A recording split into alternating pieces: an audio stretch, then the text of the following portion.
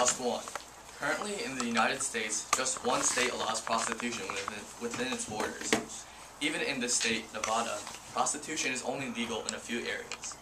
Only 10 counties authorize prostitution, according to the National Public Radio, which means that it's still illegal in 80% of that state.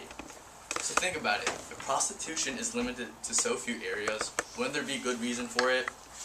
Prostitution is the engagement in sexual intercourse for money. The affirmative is arguing for the resolution resolve that prostitution should be legal in the United States. But my partner Nick and I believe that it should definitely remain illegal. Women who fall into the grasp of prostitution soon realize how terrible this job is and want to get out. In fact, according to a 9-country study by the Journal of Trauma, 89% of all women in prostitution want to get out.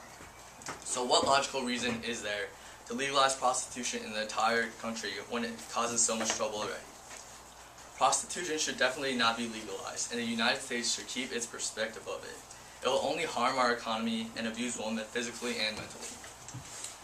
Dan mentioned that $7.5 million is spent each year to stop prostitutes, and that it takes away jobs by having it illegal, and that this money could be used elsewhere. But when it comes to economics, prostitution could potentially hurt the economy more than help it. Should prostitution be legalized, a way to prevent the spread of STIs, sexually transmitted infections, will be required. In order to reduce chances of passing on these diseases from prostitute to client or vice versa, there needs to be STI checkups regularly. This can cost millions of dollars. According to MD.STD.com, an STI doctor consultation fee can range anywhere between $125 to $150, not including the cost of actual tests and examinations.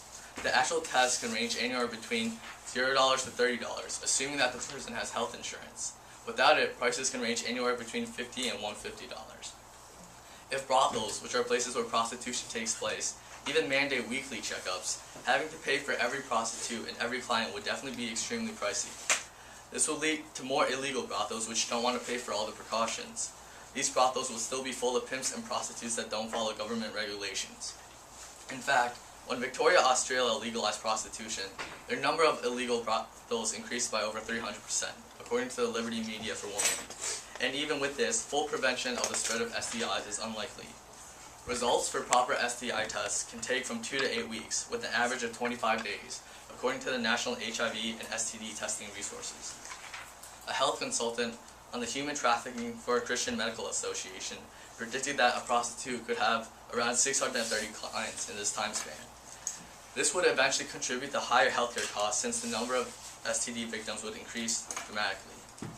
Also, once prostitutes find out that they have the disease, they will be kicked out, increasing unemployment rates. Prostitution may not even be a leading business, since the low end of prostitution can come out at $25,000 annually, says USnews.com. Another downside to legalizing prostitution is that it jeopardizes the well-being of women. Many prostitutes are severely injured but can not do anything to prevent it. This is proven in the story of Brenda Powell, who used to be a prostitute. In the period of time while she was selling her body, she was shot 5 times, stabbed over 13 times, had her arms and legs broken multiple times, and was constantly beaten unconscious. Does a business that comes with this much risk seem right to you? Allowing prostitution in the entire country would increase the number of brothels and prostitutes, therefore increasing the chances of crimes happening against them. Another way how this is harmful to prostitutes is that it affects one mentally. A study by the Journal of Trauma also found that 68% of all prostitutes have post-traumatic stress disorder, which is an illness where people avoid everyday things because it reminds them of a horrible experience. The government's acceptance of prostitution will just make things worse. Due to government approval, prostitutes will try not as hard to seek rehabilitation. Prostitution also has a negative impact because it does not seem far from rape. According to dictionary.com, rape is any act of sexual intercourse that is forced upon a person. If it does come down to prostitution in order to buy food or other necessities, you think that a woman is really truly consenting in order to have sex with strangers if they're doing it for these reasons? Isn't this in a way a form of force? Allowing prostitution will also possibly encourage rape. In Nevada, where prostitution is legal in some areas, rape rates are still 4th highest in the country, and is consistently higher than the average national rate, according to the University of Las Vegas, Nevada. For years, prostitution has remained illegal in the majority of the United States, and there is no reason good enough to change the status quo. The legalization of prostitution will only lead to economic ruin and the abuse of thousands of more women, both mentally and physically. There is no plan that can completely make prostitution safe, and it will never be viewed the same as other jobs. For years, prostitution has been illegal. We've known all the potential benefits for it, but the United States has not changed its perspective of it.